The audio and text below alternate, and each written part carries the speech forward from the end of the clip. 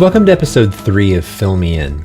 Today I'm going to really focus on some large-scale changes that are coming to BriteCore in the very near future and do my best to explain why they're going to occur and describe why I'm so excited about them and why I think they're going to be great for everyone. And then finally, hopefully give you some next steps on how you can engage them and participate in some of the progress that's occurring inside of our company.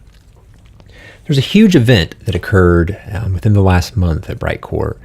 We participated in an RFI for USAA back in December. They had sent us one the prior year in 2017, and they sent us another one in 2018. And we were shocked when they reached out and said, hey, we'd like to see you on site for a demo. So we took 12 people down to San Antonio last week, about a week and a half ago. And we spent 4 days visiting with about 60 people from the USA team on a new policy transformation initiative. So they're wanting to replace their policy system. And we were shocked to realize throughout the course of the week that they seem really interested in BriteCore. So it's not a done deal. They may decide not to work with us, but there are other large-scale customers in our sales pipeline right now. Homesite is one. They're a large PNC homeowners carrier in the U.S., multi-billion-dollar carrier. And so we seem to be at a point now where, regardless of whether it's USA or Homesite, it's imminent that the tier 1 and tier 2 carriers are going to start reaching out to us. So that means we're going to be in the multi-billion-dollar industry sooner than we expected. And so it's a great thing for all of us because it means a lot of growth and a lot of new resources, and a lot of people really believe in what we're doing. So I'm thrilled to see that the decisions that we've made and a lot of the direction that we're taking the product and our platform are inspiring to other people, and people see value in it and want to align their business with what we're trying to accomplish. However, that also then means there's some change that needs to occur inside of our company. Our largest customer to date is WCF, who's about $300 million in premium, and USAA, for example, is $14 billion in premium. They're the 8th largest PNC carrier in the US.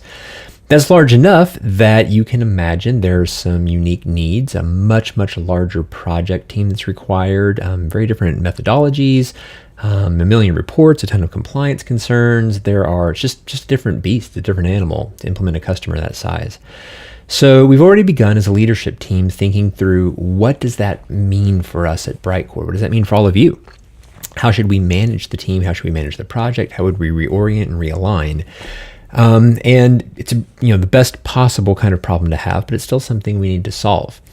So we began looking into frameworks and different accelerators and helpers and tools, and kept coming back over and over again to the recommendation that we should look really carefully at a framework called the Scaled Agile Framework, or it's abbreviated SAFE. I'm going to share my screen so you can see that website.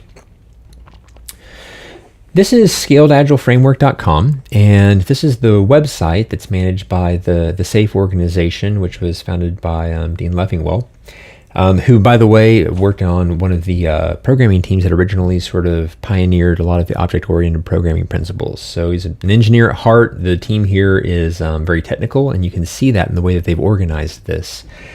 So this is a scaled agile framework, and it's the idea is that you take the principles of agile, things like Scrum and Kanban, and you scale them up to run an entire organization.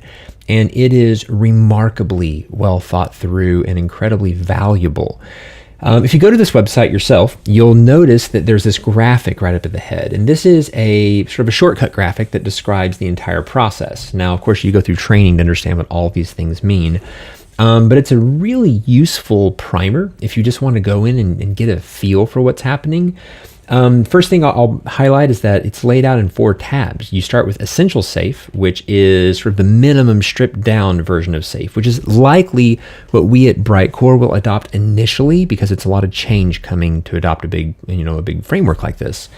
But then once we get good at Essential SAFE, we'll probably promote up into Large Solution SAFE, Portfolio SAFE, and ultimately Full SAFE, which is really designed to run very large scale enterprises with tens of thousands of employees. So there are a million implications to this, and I'm not going to go into all of them right now because it's going to take a lot more time than I have on this particular address. But I do want to highlight a few specific details and some things that I want you all to be watching out for in the near-term future.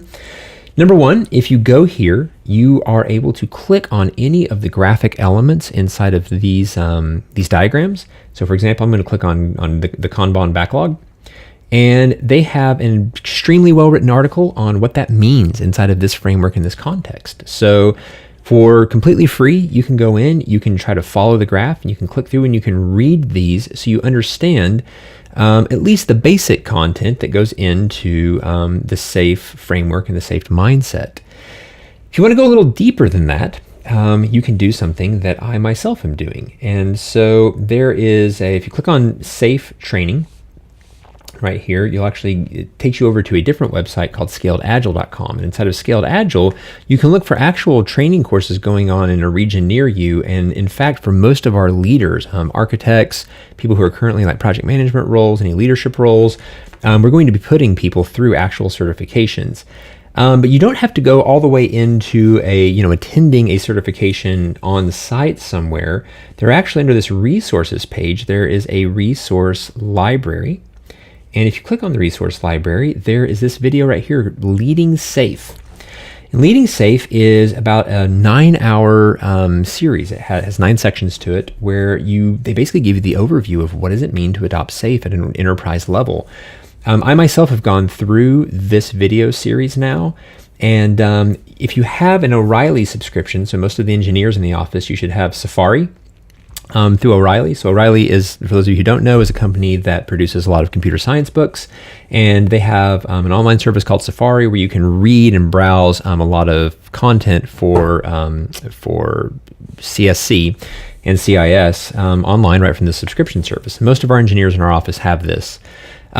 The Leading SAFe course is on as a video series right inside Safari O'Reilly. So if you have that subscription, you can go, just stream that immediately. If you don't really have a need for Safari, you can go to the scaledagile.com website, go to the resource library, and I am happy to pay for the Leading SAFe video series for literally anyone in the company that is interested to go through that. Here's the one thing I ask. If you ask to have the expense approved to download that video, it's $179. I will make sure that you watch it. So don't download it unless you're committed to actually doing something with it. But this transformation is coming for our company. And that's meaningful for all of you because there are going to be some massive, there will be massive impact to how we run things inside of our company.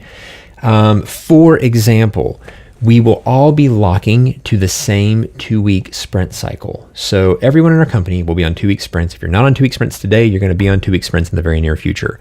Also, every single sprint will begin and end at the same time, on the same day. That's necessary so that we can bring everyone to sort of a true-up moment at certain intervals inside of our annual cycle as a company.